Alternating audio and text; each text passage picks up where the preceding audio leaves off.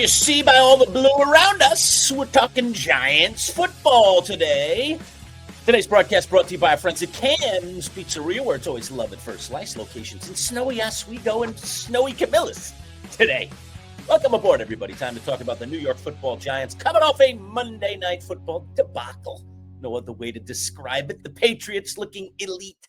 The Giants looking like a team that should be drafting at the top of the NFL draft in April, which might be the case if this keeps up. It was a return to the lineup of Jaxson Dart, and there was some positives, I suppose, to talk about there, but more warning signs, and that's what I want to start our interview with today. Let's first bring in our Giants insider from Big Blue View. He joins us every single week. It's the one, it's the only Ed Valentine. What's up, Ed? How are you? How you guys doing today? Hey, can we just forget about talking Giants and go play in the snow? Snow angels, that'd be nice. In some ways, it would be more fun, but there's so much news with the Giants. Yeah. There's always so much drama, so much news.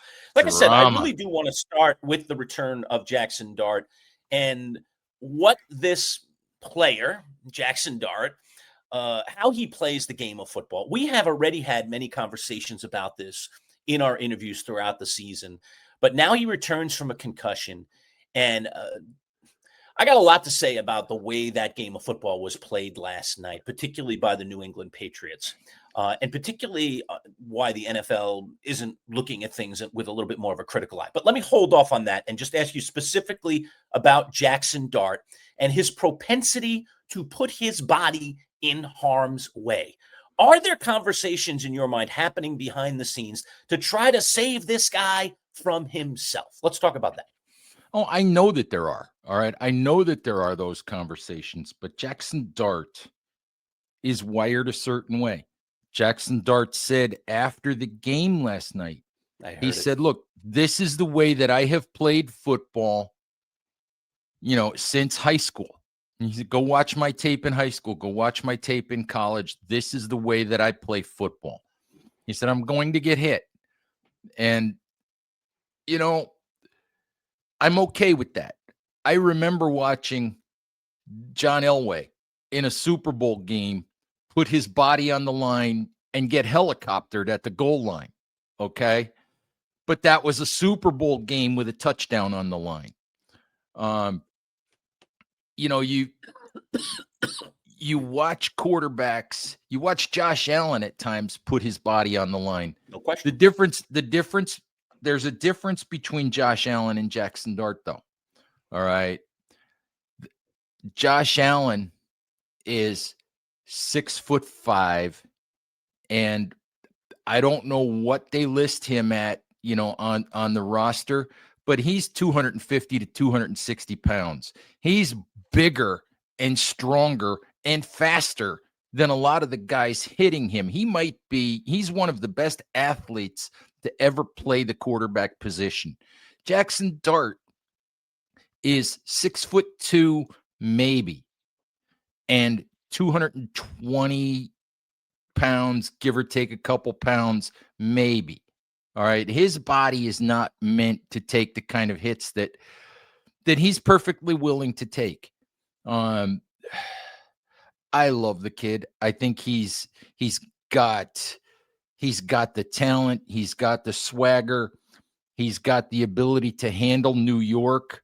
I just worry that the kid is going to shorten his own career doing things the way that he does things. What I said on my own show this morning was, you know what? If that's the fourth quarter of a game that is in doubt and you need to make a play and, you're trying to drive down the field for a winning score, I have no problem with him trying to squeeze out that extra yard and get the first down. Right. But it's the first quarter of a game where you're already down. I don't even remember what the score was at that point, but you're already down a couple of scores, I think. It's the first 10-0. quarter. It's the first quarter of a game where it's already clear you're not winning the game. And you're 2-10, and you just came back off of a concussion. Get out of bounds. Don't take that hit. Or if you do wind up taking that hit, take that hit out of bounds where it's going to get flagged. You know, so I think about Patrick Mahomes. All right, because Patrick Mahomes has had to do a lot of hero ball the last couple of years with the Kansas City Chiefs, even especially this year. But you watch Patrick Mahomes, he manages to play quote unquote hero ball, and he manages to make those plays.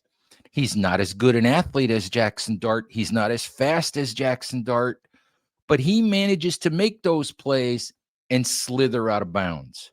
Jaxson Dart has to get that through his head, or his career is going to be shortened. And that I'll be sad about that, because the kid could be a really, really good player. We have a folk hero. I don't even want to call him a folk hero because he's a real guy. I've talked about him a lot this week, and that's Eric Dungy. He's a former quarterback at Syracuse, and he took a lot of concussions and was very much like Jaxson Dart. He just was a running back playing quarterback. He just feared nothing. He would try to run through people. He would try to run over people, and they were constantly trying to stop him from hurting himself because he was so important to the Syracuse football team. And he did end up missing some time for some of the injuries and some of the concussions he took. And he's a guy that I worry about, frankly, when he's 40 or 50 years old. What's he going to be like? Is he going to be okay? Is he going to be another one of those headlines that we read about CTE? But let me ask you a bigger question here, Ed, that comes out of this Dart performance and out of this, what I thought was a very vicious game defensively by the New England Patriots. Why isn't the NFL, and to be honest with you, I didn't even really fully realize it. I mean, I follow college football too. I follow a lot of football. All right. But I didn't even realize that the NFL has absolutely positively no targeting in its vocabulary for officials. And yet we saw hits last night. That hit to Gunnar Olszewski was vicious. The one that Dart got down from, thank God, didn't take a full blow, could have been incredibly vicious and reminded me of some hits that Eric Dungy took when he was here in college. Now, college does have a targeting rule, and you can and you become ejected from the game, by the way, if you are essentially convicted of or found guilty of targeting after they look at it on a replay and take a look at it.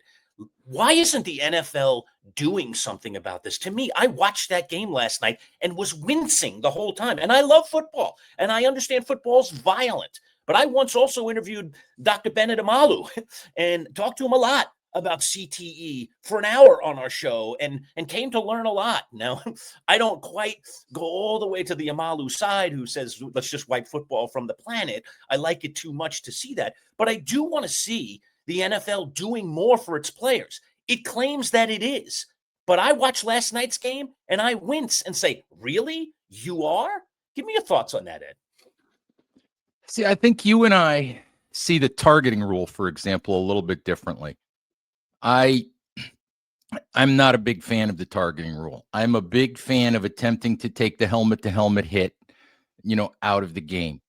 I'm not a big fan of the targeting rule because you're ejecting kids from games and you're costing them half of the next game for something, when you watch a lot of these replays, something that is oftentimes questionable and sometimes unavoidable in split second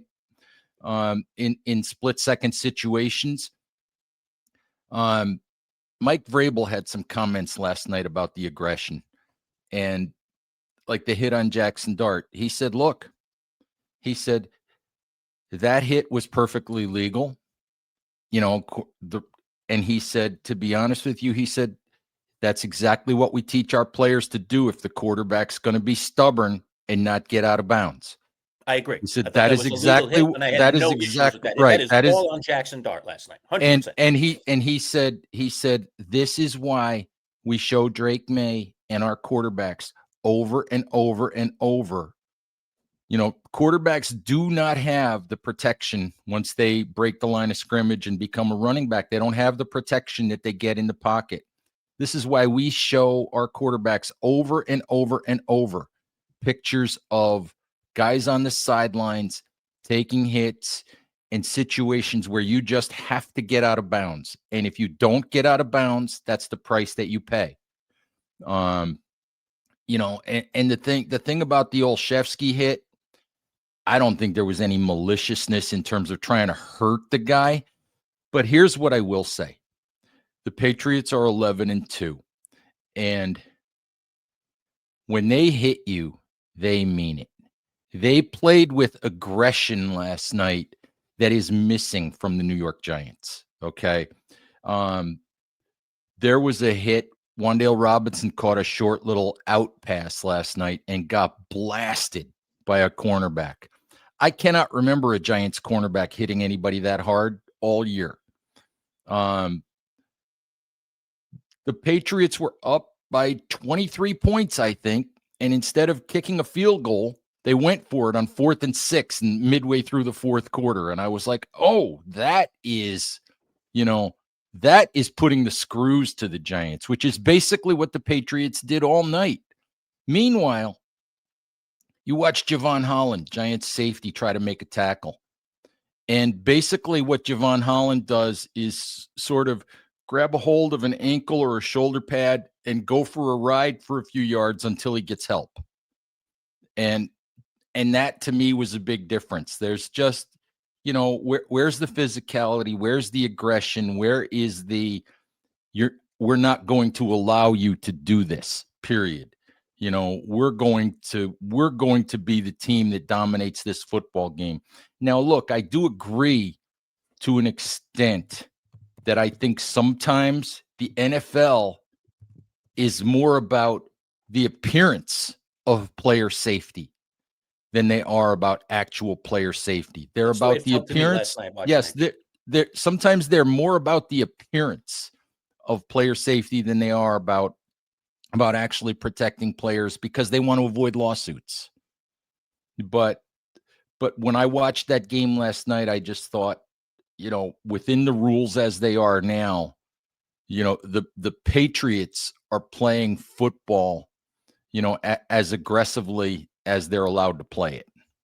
Correct. It's within the confines of the rules, which is what is bothering me today. Is we should change the rules, or the NFL. The helmet to helmet stuff. Right. The helmet to helmet stuff is against the rules, but the reality of it is sometimes it's going to happen.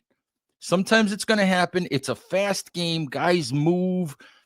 Guys are diving and moving and twisting, and sometimes it's going to happen. You just have to officiate it better. You have to penalize it better. I don't like the idea of throwing guys out of games for it, but you do have to officiate it better. And for me, you've got the eye in the sky. You've got the officials. You've got all the replay review. If you see a helmet-to-helmet hit that doesn't get called, you've got to call that from New York or from wherever, the replay help is coming from. Right. To me, Ed, it's tough. There's a lot of gray area, but I would like to see two things change. I'll lobby for these two things today, and you can comment or not comment on it. I don't care. All right. Number one, the helmet-to-helmet hit. And I think it should be an ejection. We obviously seem to disagree on that. I think it should be an ejection, especially when a guy has time and you can see he's lowering his helmet. I thought my take on that Olszewski hit is I thought it was vicious. I thought it was a very vicious hit. The other thing I would like to see go away from the NFL, and I think it's been discussed in the past, is when guys launch, okay? You talked about New England being aggressive last night. Like you talked about that hit. It was on Wan'Dale or one of the receivers, right? That guy launched himself. He was square and ready to make the tackle. And then he said, you know what? I got time here. I can fly at him with my helmet low and boom, knock him back 5 yards instead of tackling him and taking him to the ground. I understand it's a violent game. We're never taking violence out of the NFL and football. And I'm not an advocate to do that. Otherwise, we wouldn't have football. We'd be playing two-hand touch. But I just don't like when it gets to that level, especially when you have a league that claims to be doing something about concussions and CTE, claims to be doing things about protecting players. I didn't see it on that football field last night. I'm a very angry person, not at the Giants' loss, not at New England's win and rise to the top of the AFC. I'm mad that the NFL is saying one thing and doing another. And that's what I saw in that game last night. Comment or not, I want to let Boy Green get some questions in here too. Go ahead. Yeah, no, I don't have a whole lot to disagree with there. I do think the NFL sometimes is more about appearance than it is about actually caring. There's probably a level of hit that might rise to, that might rise to aggression. I'm just not sure where that line is. And in all honesty, it gets so subjective. It's so subjective. What's a guy's intent? Was it late? Was it malicious? Yeah. Did the guy launch? Did he not care what the rules were? I mean, there have been situations where it's clear that a guy was just going to launch. There's so much subjectivity to it. I just feel like there's a lot of open field hits that need to be called tighter. Okay. Whether that's 15 yards, I'm not sure I like the idea of ejection unless it's for multiple hits in a game. If a guy does it multiple times in a game, I can see an ejection. But once, I might disagree with, but I will agree with you that the league is more sometimes about appearance than really protecting its players, because every single one of those players is a usable commodity. Use them, spit them out, and there's 100 other guys waiting for that roster spot. Yep, no doubt. And the league doesn't care. Yeah, just one comment, then I'll get to my question. Also, more context on the Jaxson dart hit. That was on 2nd and 13, 10 minutes into the first quarter. Like, again, just risk management for Jaxson. I agree with you. It's the Super Bowl. It's 4th and 1. If you don't meet the marker, then it's turnover on downs. I just wish, again, calculation management. Sounds like he's not going to do it, so it's going to be up to him. The other big one that I saw, Ed, and it just makes me scratch my head for Giants fans, is Abdul Carter was once again benched, apparently for a disciplinary reason. And here was the exchange. Shout out to Connor Hughes to give us context of the exchange between reporter and Abdul Carter. The question was, for the second time in 3 weeks, you were without the starters. And Abdul Carter responds, shit happens. Well, what happened? I ain't going to get into detail. Shit happens. Why, Abdul? Why? You keep asking me the same question. I just answered it. That was the word-for-word Q&A back and forth on Abdul here. Like, and we're seeing this in New York also with Buffalo Bills. Keon Coleman had several of these incidents apparently throughout the season. But, like, Ed, Keon Coleman is one thing. Abdul Carter was a 3rd overall pick. This is a guy that was talking about Lawrence Taylor jersey number, Phil Simms jersey number. He was not only supposed to be a starter for the Giants, he was supposed to be a straw that stirs the drink, a franchise-altering draft pick. And we could talk about the lack of production on the field, which is probably why this is an even bigger storyline. But that, like, this guy isn't doing just apparently the bare minimum of showing up to meetings and things of that nature. Now, not only did it happen once, and once has to be incredibly embarrassing, 2 times in 3 weeks after you get scolded by your fellow teammates, by your coaching staff, and you do it again? What's wrong here with Abdul Carter? And quite frankly, will it ever be fixed? I don't know that I can make a better speech than you just did. All right. I don't know that I can. But look, you're right. 2 times in 3 weeks. And I will say this. Abdul Carter is the youngest player on the Giants roster. Okay. None of us were perfect at 21 or 22 years of age. But that said, you're a professional athlete. You get paid a lot of money. A lot of people rely on you. Your performance or lack of performance is going to make a difference sometimes in whether or not some people have jobs or don't have jobs. The bare minimum responsibility. And Dexter Lawrence said last night, well, the schedule's been kind of shaky. And that, I don't know if that's a shot at Mike Kafka, or if that's hey, because it's a Monday night game and we're working around Thanksgiving and we got this going on and that going on, that the schedule changes. Well, you know what? When you report to work every day, you check your meeting schedule. All right. Or if you're in a position to have a secretary, you check with the secretary. When you report to work every day, you find out what the schedule is. Where am I supposed to be? What time am I supposed to be there? You make sure that you're there. And I don't care. you've got 53 men on the roster. You've got 16 or 17 more on the practice squad. I'm sorry, the other 69 or 70 players managed to show up and be where they're supposed to be when they were supposed to be there. That, to me, it shows something about the players' lack of professionalism, okay? Lack of understanding that this is a job. You know what? You're not at Penn State anymore and waking up in the morning and deciding to blow off your basket weaving class. Okay. You're a professional athlete. Be where you're supposed to be when you're supposed to be there. And I've said this before. To me,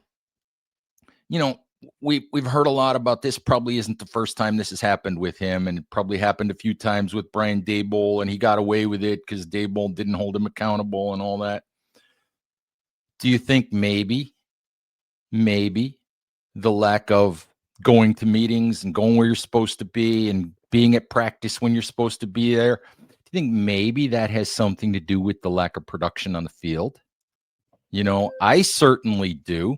If you're not doing what you're supposed to be doing, are you actually listening to the coach? Are you taking the coaching? Are you learning the scheme? Are you improving your pass rush skills? Or are you just sort of, I'm here on the practice field waiting for this to be over so I can go play on my phone a little bit, I mean, what are we doing here? So I'm concerned about Abdul Carter. I honestly don't think he's a bad kid. I don't think he's trouble per se. I think he's immature. I think he has a lot to learn. The question is there somebody who can grab him by the collar and get him to pay attention and get him to learn? And Ed, he has no one to blame but himself. He's the one that has opened this, to your point that you just described, the Pandora's box of like, he messed up here, and everyone's like, well, what else has he messed up with? Why isn't this going? And then all of a sudden we're all playing detective because of stuff like that. So absolutely. Let me just throw on top of this, Ed. I mean, we've seen this before in the history of New York sports and with the New York Giants. Is he right for New York? No, New York is its own animal. The media is its own animal. Accountability is its own animal in New York. And sometimes the bright lights do not shine brightly on some players. Is Abdul Carter not right for New York? Let me ask you that. I don't know the answer to that. I think that, look, he's got a big personality. All right. And there were questions when the Giants had an opportunity to draft Micah Parsons.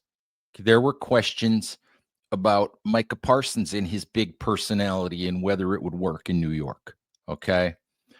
I don't think it's that New York is too big for Abdul Carter. I think he's a young kid, immature, and there were some people. I talked to a couple of prominent draft analysts recently about Carter, and they said he's not a bad kid. He said there were signs that he's got some growing up to do. Yeah. Before the draft. And the problem is that New York, New Jersey, that market, and the fan base could swallow him up. Mm-hmm. Unforgiving. Swallow him up and spit him out before he gets a chance to learn those lessons. Correct. And that's the risk that you run right now. I don't care about, was the punishment enough when they sat him down for 6 snaps? Was sitting him down for 1 quarter, was that enough? The punishment is all about all of the negative attention that he's been receiving and having to answer all of these questions, and now having everybody question what kind of person he is. That's the punishment. That's correct. And you just worry at this point about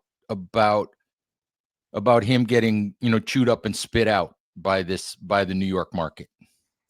Talking with Ed Valentine, our New York Giants insider from Big Blue View. Don't forget, hit the subscribe button. Pop that right now, and you can become one of our growing community of subscribers. We're going to take 30 seconds, learn a little bit about today's sponsor, our friends from Cams, and we'll be back with more on Giants Inside. Stick around. When you think of Cam's Pizzeria, think about two of your favorites. Their zesty buffalo chicken wing pizza or their tasty chicken bacon ranch. Over 16 specialty pizzas made fresh daily with the best ingredients. Indulge in their homemade calzones, subs, wraps, salads, and their famous cannolis for dessert. They're all made with love just for you. Order online for 10% off at camspizza.com. Locations in Camillus and Oswego. Cam's Pizzeria. It's love at first slice. Again, shout out to our friends over at Cam's Pizzeria. Love at first slice. It's always beautiful. Now, Ed, I'm looking here at the old Giants schedule. I see they're 2-11, and if the draft started today, they'd hold the second overall pick of the 2026 NFL draft. How many more games are the Giants going to win this season, Ed? Well, before Monday night, I would have said 2 or 3. But right now, today, I'm just not sure. Look, they've got games on the schedule, and I don't want to misspeak about who they're playing over the last 4 weeks. So bear with me while I look it up. Look, they've got games coming up against the Commanders, which should be a winnable game at MetLife Stadium, where they've won. The only 2 games they've won this year were at MetLife Stadium. Here you go. Here's the schedule on the screen for everybody who's watching here. Yeah. The Minnesota Vikings at MetLife Stadium, and the Minnesota Vikings aren't what they were supposed to be.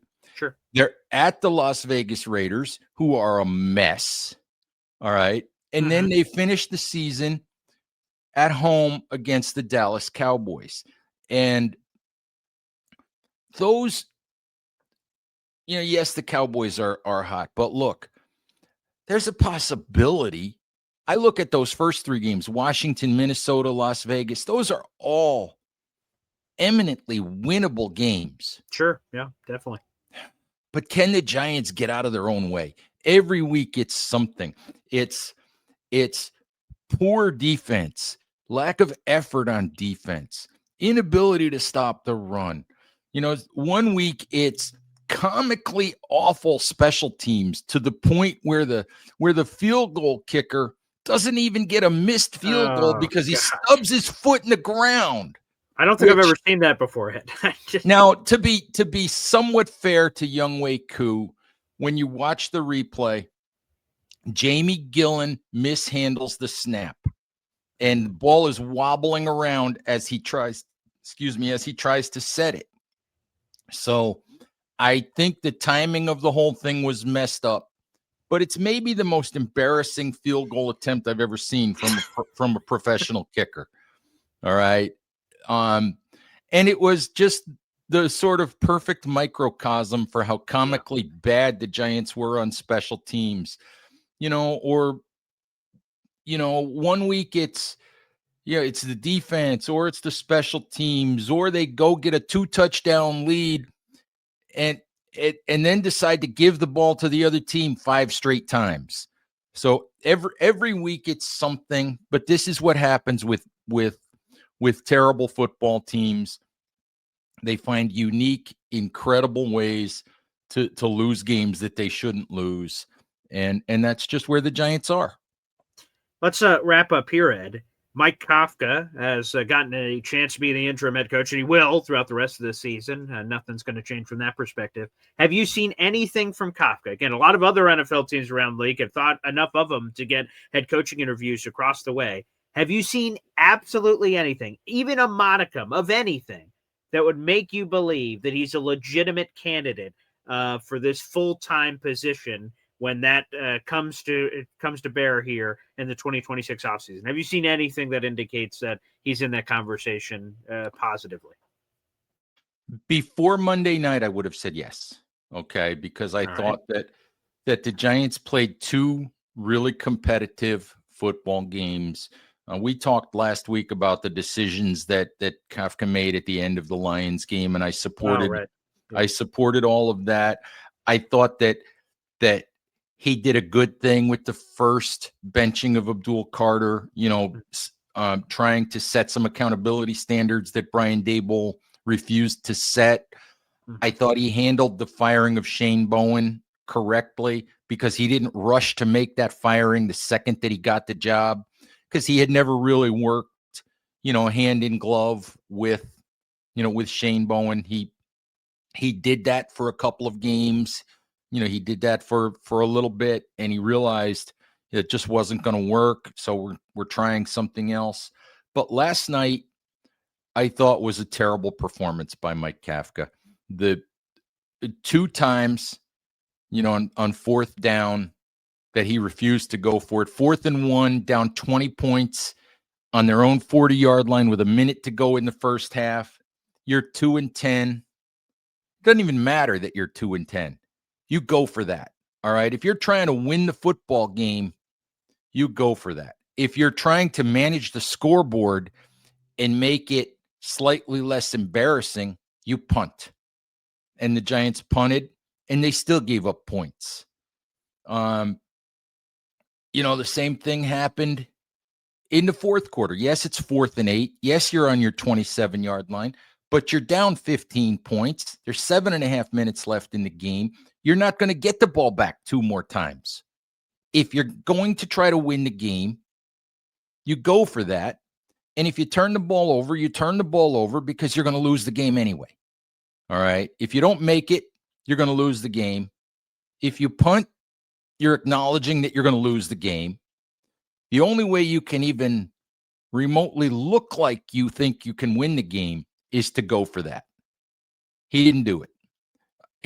He's talked for weeks about wanting an aggressive mindset from the players, about wanting all of that, wanting accountability, wanting to go for it, wanting to have a winning attitude. He didn't display that last night. And then I thought his performance in the post-game press conference, where he really refused to answer any questions about Abdul Carter. He just kept saying, coach's decision, my decision, coach's decision, my decision. I support Abdul. He's a young player. He's got all this talent, and then asked about the big hit Jaxson Dart took. His answer was basically, well, he bounced up. Ah. He bounced up. He's a tough kid. He bounced up, and the fourth down decisions, he said, well, we're playing field position. Really? Field position when you're down 20 points? Really? Come on, Mike. He's like, well, I thought about it, and I went back and forth, and it was a toss-up, and we played field position. Really? Seriously? So until last night, and I thought, look, if they had gotten a signature win over a really good Detroit team or a win last night, you can make an argument that they're playing hard for him, that there's progress being made. You can make an argument that would really have made him a legitimate candidate. And I think that pretty much takes him off the table.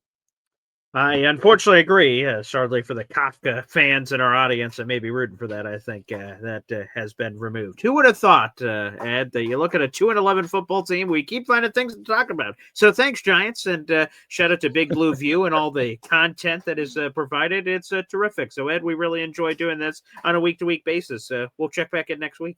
Hey, thanks for having me, as always.